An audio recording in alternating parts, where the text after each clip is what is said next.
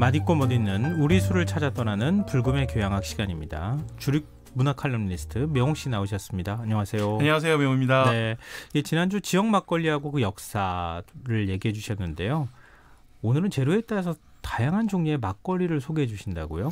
네, 우리가 보통 이제 막걸리 하면 쌀로 만들지 않습니까? 네. 예, 쌀이 아닌 다른 재료로 만드는 막걸리에 대해서 한번 이야기 한번 해볼까 하고 오늘 준비를 한번 해봤습니다. 쌀 아니고 다른 재료로 만든 막걸리다. 네. 그럼 어떤 특별한 재료를 말씀하시는 거죠? 네, 실은 최근에 굉장히 많이 유행하는 밥 막걸리도 있고, 그렇죠? 네.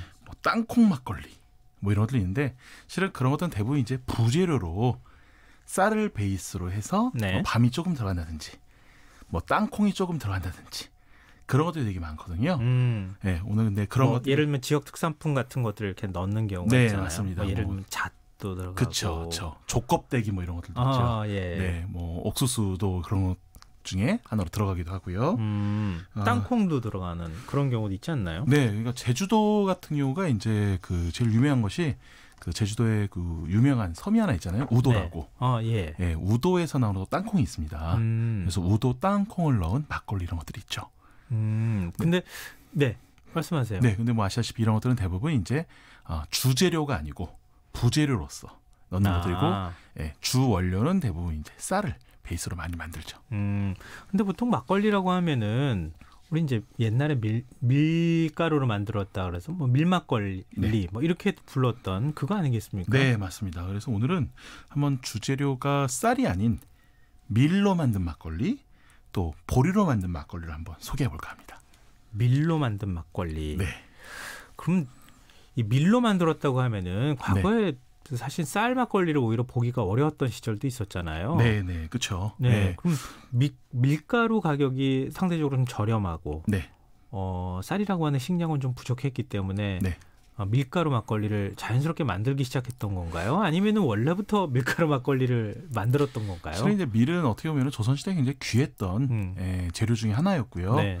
이것이 이제 해방 이후에 저희가 이제 먹을 쌀이 없다 보니까 미국에서 대량으로 이제 밀가루를 수입을 하게 됐죠. 그러면서 1965년도에 전에도 말씀드렸지만 특히 이 전후로 흉년이 많이 치다 보니까 아예 쌀로 술을 빚는 걸 금지를 하고 밀가루로 빚어라. 그래서 아예 1965년도부터 거의 90년도까지는 밀막걸리가 대세를 이뤘던 거죠. 그러니까 어떻게 보면 저희 세대보다는 저희 아버님 세대가 굉장히 많은 추억을 가지고 있는 것이 바로 이 밀막걸리다. 이렇게 말씀드릴 수 있을 것 같습니다. 이건 사실 아버님 세대라고 하기도 좀 그래요. 왜냐하면은 쌀 막걸리를 많이 요즘엔 이제 대세가 되긴 했지만 한 90년대에도 밀막걸리가 거의 대세가 아니었나. 그렇죠. 90년대부터 다시 또 쌀막걸리가 등장하게 되고요. 네. 예, 어떻게 보면은 2000년대 들어와서부터 본격적으로 이제 쌀막걸리가 등장을 하게 돼요. 네. 그러니까 다시 풀어진 것은, 그러니까 쌀막걸리 허용하게 된 것은 90년대 이후인데 이제 양조당들이 조금씩 바꿔나가는 것이 이제 2000년대 들어와서 많이 좀 바꿔지게 되는 거죠. 그럼 밀막걸리를 이제 말씀해 주시는 거잖아요. 네. 근데 밀막걸리의 장점하고 단점을 좀 꼽아준다면요. 네, 여러 가지가 있는데요.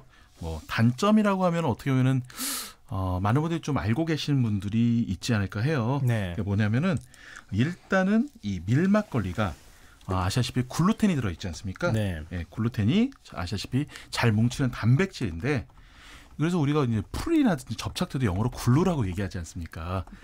네, 그런 만큼 이 밀로 만든 막걸리는 안에 내용물이 잘 뭉쳤죠. 잘 뭉치다 보니까 한마디로 건더기가 많은 것들이에요. 네, 건더기가 많은 것들. 그래서 늘 얘기하는 게 뭐냐? 밀막걸리 마실 때는 잘 흔들어 마셔라. 그렇죠. 그렇지 않으면 그렇죠. 이게 건더기가 밑에 이렇게 그리 끈적끈적한. 네, 맞아요. 네. 예. 그런데 이것이 이제 밀막걸리가 또 장점이 있는 것이 뭐냐면은 실은 우리가 이제 보리 맥주에 비해서 밀맥주를 마시면 되게 풍부한 향이 많이 있다고 얘기를 하잖아요. 네. 과실량도 많이 올라오고 하는데 실은 밀막걸리도 비슷한 부분이 있습니다. 근데 사실은 우리 밀막걸리 마시면서 과실량 같은 거는 잘 못 느낀 것 같거든요. 생각을 제가. 안 하고 살아서 그런 거예요, 실은.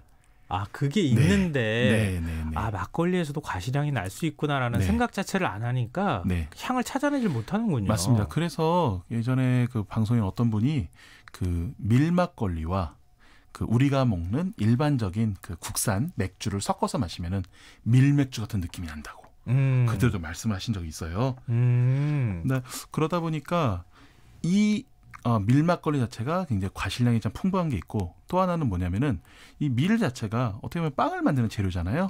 그렇죠. 근데 역시 이것을 쪄서 만든단 말이에요. 구워서 쪄서 만듭니다. 아, 그런가요? 예. 그러니까 쪄서 만드는 과정이 뭐냐면은 실은 네. 빵하고 비슷한 거예요. 네, 그러니까 뭐냐? 이 밀막걸리를 살짝 마셔보면은 식빵과 같은 느낌이 있습니다. 그것도 사실은 우리가 생각을 네. 잘 못해가지고 그렇죠. 막걸리 마시면서 식빵 맛을 느끼는 분은 굉장히 미각이 좋은 분 아니면 잘 모를 것 아닙니다. 그 같은데요. 미각이 좋다기보다는 네. 그걸 생각을 못했던 거예요, 실은. 그러니까 늘 어떻게 보면 지금 바로 옆에 쌀막걸리가 있고 밀막걸리 옆에 놓고 비교해 보면은 그 식빵이 그대로 느껴져요. 네. 식빵을 한번 뭐라 할까? 테스트 해보셔도 될 것 네, 같아요. 그럼요. 재미삼아서 너무너무 매력 있죠. 막걸리 드실 때 빵을 하나 갖다 놓고 이렇게 같이 뭐 막걸리 한 사발 마시고 네. 그 다음에 빵을 조금 뜯어 먹어 보면은 그럼 딱 맛이 비교가 될 것 같아요. 맞습니다. 예, 그래서 실은 뭐든지 이런 그 잘 모르겠다 싶으면요. 이렇게 비교 시음을 하시면은 굉장히 알기 쉽고요. 다만 이제 이 밀막걸리가 밀이 잘 뭉치는 성질 때문에 쌀막걸리에 비해서는 살짝 소화에 있어서는 좀 덜 소화가 잘 되는 네, 그런 부분은 좀 있습니다. 그래서 뭐 트림이 나오기도 하고 네. 뭐 소화가 된 편견도 있었지만 어쨌든 간에 이런 부분도 이제 우리나라 막걸리가 가진 또 하나 역사 일부분 중 하나라고 좀 말씀드릴 수 있죠. 그런데 앞서 잠깐 말씀을 또 해주시기도 하셨지만 네. 이 밀막걸리에서 다시 쌀막걸리로 가는 과정이 또 있잖아요. 네, 맞습니다. 근데 네. 보통 이제 생각할 때는 이제 쌀이 남아 돌아서 네. 쌀로 막걸리를 빚어서 마셔도 된다. 네. 뭐 이렇게 해서 마시기 시작했다고 생각하는데 그런 일반적인 통념이 맞습니까? 맞습니다. 실은 이제 우리가 쌀막걸리가 1990년도에 다시 부활했다고 생각을 하지만 알고 보면요, 1977년도에 다시 부활을 했어요. 이게 뭐냐면 쌀에 대한 자급자족이 이제 됐다 해서 이제 쌀막걸리를 다시 풀게 된 건데요. 네. 재미있는 것이 이 쌀막걸리를 허용을 했었을 때 엄청나게 히트를 했다고 합니다. 엄청나게 히트를요? 예, 쌀막걸리를 마시기 위해서 전국에 있는 술꾼들이 애주가들이 몰려들어서 도심지에서는 밤 8시면은 주점에 막걸리가 다 동이 났다 그래요. 쌀막걸리 처음 출시했을 때. 네. 그러니까 사람들이 왠지 좋잖아요. 쌀이 좋을 것 같다고 하는 갈증이 있었던 거예요. 쌀막걸리를 있거든요. 즐기고 싶었던. 예. 그리고 그때 살짝 좀 그런 홍보 같은 것도 했어요. 제 기억으로는 아무래도 밀가루보단 쌀이 좋지 않겠느냐. 그러니까 옛날에 다 쌀로 막걸리 마셨는데 식량이 부족하다 보니까 억지로 밀막걸리로 우리가 마셨던 거다. 네, 맞습니다. 쌀은 좋은 것이다. 그렇죠. 예. 그러니까 우리 것이 좋은 것이요. 뭐 이런 걸로 시작했어요. 한때 저는 어렸을 때 어떤 기억이냐면은 아니 우리나라가 잘 산 지 얼마나 됐다고. 어떻게 쌀로 다시 막걸리를 만든다니. 그러면서 약간 비평하는 분들도 계셨어요. 예, 그런데 이것이 되게 흥미로운 게 있습니다. 네. 당시에 이제 77년도에 쌀에 대한 자급자족이 이제 됐다. 그러니까 자급자족이 됐다는 건 75년도부터라고 하는데요. 네. 이때 그 자급자족이 됐었을 때 나왔던 쌀의 품종이 있어요. 그거 알아요. 아세요? 통일벼. 알고 계셨군요. 너무 유명한. 그렇죠. 통일벼였습니다. 네. 그러니까 통일벼가 기존의 쌀은 나달이 한 80개 정도 붙어 있는데 네. 이 통일벼는 120개나 130개 정도 붙어 있는 거예요. 그러니까 쌀은 많이 생산하게 만들었는데 그쵸. 밥맛은 썩 그렇게 좋지 않다 이런 평가가 있었어요. 이게 또 밥맛이 별로 안 좋았던 이유가 뭐냐면은 우리가 먹는 쌀, 일반 쌀 있고 뭐 이거를 이제 뭐 자포니카종이다 뭐 이렇게 얘기하기도 하는데 왜 동남아시아에서 재배하는 쌀 종류가 있지 않습니까? 네. 그걸 인디카종이라고 하는데 이게 안남미라고 하죠. 이 안남미와 우리가 먹는 쌀을 교접을 시켜서 나온 것이 통일벼였던 거죠. 그 옛날에 안남이 훅 불면 날아간다고 그러니까 라플라플거리고 우리나라 사람들 입맛에는 그래 좀 뭐라 그럴까요? 찰진 쌀을 좋아하는데 안남미는 그렇지 않으니까 깊이도 없잖아요. 무게감도 없고. 그래서 통일벼가 약간 찰지지 않아서 그쵸. 예, 싫다고 예. 그렇게 그래서 나중에 통일벼가 이제 지금은 안 먹잖아요. 네. 예. 그러니까 어쨌든 이 통일벼가 되면서 쌀막걸리를 허용을 했고, 근데 다시 또 78년, 79년도에는 다시 또 흉년이 들어서 네. 쌀에 대한 자급자족을 하지 못하게 됩니다. 그러면서 다시 또 쌀막걸리를 금지를 시키죠. 이게 참 우여곡절이 많군요. 네, 이게 저기 잠깐 생각 못한 사이에도 쌀밀 예, 계속 맞아. 뭐라고 할까 계속 이렇게 밀당을 했던 것 같아요. 그러니까 어떻게 보면 네. 요즘에는 오히려 쌀막걸리보다는 밀막걸리가 더 귀한가 이런 생각이 좀 사실 들 정도거든요. 그렇죠, 맞습니다. 근데 지금 그런 거 보면은 밀막걸리는 그냥 뭐 특별하다고 볼 수는 없겠네. 아, 그렇죠. 그러니까 네. 근데 지금은 특별해진 거죠. 그렇죠. 지금은 조금 특별해진 거죠. 예. 그러면서 이제 90년도에 다시 푸는데 이게 이제 다시 풀게 된 계기가 뭐냐면은 쌀에 대한 자족도 있지만 네. 가장 중요한 게 뭐냐면 사람들이 쌀을 많이 안 먹는 거예요.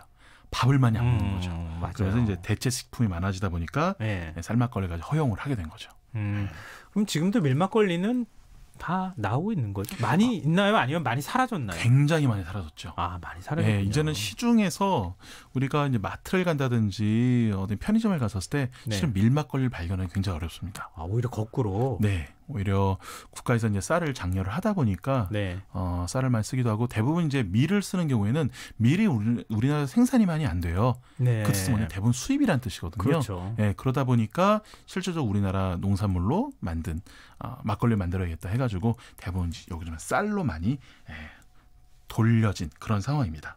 그럼 대표적인 밀막걸리가 혹시 있을까요? 아, 그렇죠. 이제 밀막걸리 하면은 뭐 한 두세 군데 정도 얘기할 수 있을 것 같은데요. 네. 유명한 곳, 이곳은 굉장히 많은 분들이 아실 거예요. 경기도 양평군 지평면에 있는 지평면에 양조장이 하나 있지 않습니까? 지평면에 양조장에서 만드는 밀막걸리가 하나 있고요. 또 이제 의미 있는 곳으로는 충북 옥천군 이원면에 또 양조장이 하나 있어요.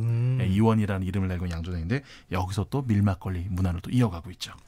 그렇게 좀 두 곳을 뽑아주신 거 보니까 진짜 밀막걸리가 많이 사라졌구나. 그런 생각이 좀 맞습니다. 드네요. 일부 지역에서 조금씩 있긴 하는데 기본적으로 우리가 밀막걸리를 했었을 때 텁텁하다는 느낌이 좀 강하다 보니까 약간 우리가 천대시하는 경우가 있는데 오히려 굉장히 독특하거든요. 그리고 와인 하시는 분들은 밀막걸리를 드시면 어떻게 말씀하시면 굉장히 그 와인 용어로 바디감이 풍부하다 그래요. 네. 오늘 생각하지 못했던 밀막걸리를 진짜 재발견하고 있어요. 네. 바디감 풍부하는 게 뭐 우유로 따지면은 약간 뭐라고 할까 저지방 우유가 쌀막걸리 같다면 약간 좀 고지방 우유가 약간 밀막걸리 같은 그런 느낌이 있는 거죠. 입안을 뭔가 가득 채워주는 풍부함이 있는. 오늘 그러니까 과일량이 있다고 하셨죠. 식빵에 맛이 느껴진다고 하셨죠. 바디감도 있고. 바디감이 있고. 밀막걸리에 대한 새로운 얘기들 말씀해 주셨는데요. 그러니까 이런 밀막걸리하고 잘 어울리는 안주가 있다면요? 네. 역시 그 동네 술은 그 동네 음식하고 먹어야 됩니다. 네. 저는 딱 그렇죠. 동네 술에는 동네 음식이 딱이다. 항상 강조해 오신 거 아닙니까? 네, 맞습니다. 그러다 보니까 그 지평면에 나오는 이 막걸리와 같이 드실 때는 여기가 지평면이 뭐가 유명하냐면은 용문 오일장이라 그래가지고 시장이 들어서요. 근데 이 지평면에 있는 이 오일장 같은 경우가 유명한 음식 중에 하나가 여기서 이제 파는 메추리 고기입니다. 메추리 고기요? 메추리 고기. 어떻게 요리한 거예요? 닭고기의 한 반 정도 되는데요. 메추리 알하고 그렇죠. 메추리 알을 낳는 달걀하고 생각하면 되잖아요. 네, 메추리 알을 낳는 그 조류죠. 닭이 한 40% 정도 굉장히 작은데 오히려 이제 쫀득하고 전혀 노린내 같은 거 전혀 느껴지지 않고요. 굉장히 맛있고 그리고 담백한 맛이 굉장히 좀 매력적입니다. 그리고 또 하나 이제 이 지평면의 용문 오일장 같은 경우에는 또 유명한 음식 하나 있는데 뭐냐면은 우리 또 전통 시장하면 또 생각나는 거 있지 않습니까? 바로 이 빈대떡. 빈대떡. 가면 빈대떡. 또 열심히 또 큰 철판에 또 빈대떡 열심히 구워주세요. 그거랑 또 이 막걸리 한 잔 같이 하면 너무 매력 있죠. 생각만 해도 좋네요. 네. 그러면 옥천군 약간 이원면이라고 하셨나요? 네. 거기는 없나요? 네. 여기가 또 유명한 것이 있습니다. 옥천군이 또 경부고속도로가 지나가는 곳이잖아요. 근데 이게 이 옥천군 하면은 옥천 이게 무슨 뜻이냐면은 비옥할 옥에 네. 예, 내천자입니다. 비옥할 옥에 그럼 그 물고기가 많다는 뜻이죠. 네. 그래서 금강. 예. 네, 금강이 지나가는 곳이에요. 여기서 뭐가 많이 잡히냐면 빙어가 많이 잡힙니다. 네. 이 빙어를 가지고 만든 음식 중 하나가 도리뱅뱅이라는 음식이 있어요. 아시나요? 아시는 분들 많으실 거예요. 그렇죠. 네. 네. 도리뱅 빙어를 가지고 튀긴 후에 양념을 해서 다시 볶아낸 음식인데 이것이 매력이 있죠. 굉장히 매콤하면서 달달하면서 네. 마지막으로 바삭합니다. 여기에 막걸리 한 잔. 네. 근데 여기가 또 좋은 게 뭐냐면 이 옥천 휴게소 같은 경우가 이 금강 죄송합니다. 이 금강 휴게소가 바로 또 경부고속도 안에 있잖아요. 연결이 돼 있죠. 그렇죠. 근데 이 금강 휴게소 들어가시면은 바로 앞에 그 민물고기 매운탕 이런 데로 직접 갈 수 있어요. 휴게소인데도 불구하고 거기서 이 도리뱅뱅 드실 수 있으십니다. 네. 주말에 뭐 어디 이제 이동하시거나 그럴 때 참고하시면 좋겠습니다. 네. 좀 보리 막걸리도 얘기해 주신다고요? 그렇죠. 예, 보리가 유명한 지역이 하나 있죠. 바로 또 전남 영광입니다. 네, 여기 찰보리가 굉장히 유명한 지역이에요. 네. 그래서 이제 우리 문어를 보면 실은 쌀로는 비싸서 막걸리 많이 못 만들고 보리로 많이 만들었는데 여기 가면 또 보리 막걸리가 또 유명해요. 보리 막걸리는 잘 못 드셔보셨을 것 같아요. 그렇죠. 예, 워낙 또 지역에 찰보리가 유명하다 보니까 영광 찰보리 막걸리 해가지고 많이 판매를 또 하고요. 특징적으로 말씀드리자면은 그 보리가 겨울을 난다 보니까 네. 그 쌀보다 살짝 고소하면서 시원한 맛이 있습니다. 우리 보리차 생각하면 되나요? 그러니까 딱 그 느낌. 정말요? 예. 여름에는 보리 막걸리입니다. 여름에. 네. 원래 근데 막걸리는 금방 담궈서 먹잖아요. 그렇죠. 네. 근데 보통 보리는 겨울 나고 난 다음에 수확하잖아요. 네, 맞습니다. 그걸 뒀다가 막걸리로 만들어서 고소한 맛이 탁 나는. 고소하면 시원한 맛이 탁 나는 거죠. 보리 막걸리는 어울리는 음식 혹시 없습니까? 또 영광하면 또 바로 나오지 않습니까? 네. 그렇죠. 영광 법성 복굴비. 네, 이건 뭐 굳이 설명 안 드려도 잘 아실 것 같은데. 이 짭조름한 굴비에 보리 막걸리 한 잔이면은 뭐 세상의 모든 것은 다 이루지 않았나 생각을 한번 해봅니다. 아이고 이번 주말에 어디 가야 되겠는데요. 지금 말씀드리니까. 그렇죠. 영광도 가셔야 되고 옥천도 가셔야 되고 지평면도 가보셔야 되고. 너무 먼데요. 다 가기는 좀 무리가 있는 것 같고요. 그러니까 우리가 막 말씀하셨던 것처럼 막걸리를 너무 좀 저렴한 술처럼 이렇게 취급을 하고 막걸리의 풍부한 맛이나 이런 것도 생각하지 못했는데 그걸 오늘 다 알려주셨어요. 아닙니다. 실은 굉장히 역사가 풍부하기 때문에 그런 거 알아가면 알수록 굉장히 재미있는 것이 막걸리의 매력 중 하나죠. 이런 놀라운 매력을 가지고 있는 막걸리에 대해서 얘기해 주셨는데 그러면은 막걸리에 어울리는 노래는 뭘까요? 오늘 이제 이 밀막걸리하고 이 보리 막걸리의 공통점을 한번 제가 빼봤어요. 네. 둘 다 이제 쌀과는 달리 이제 겨울을 난다는 거잖아요. 그래서 더 시원한 맛이 있습니다. 쌀막걸리보다. 네. 그래서 이 시원한 생막걸리 같은 노래 하나 준비해봤습니다.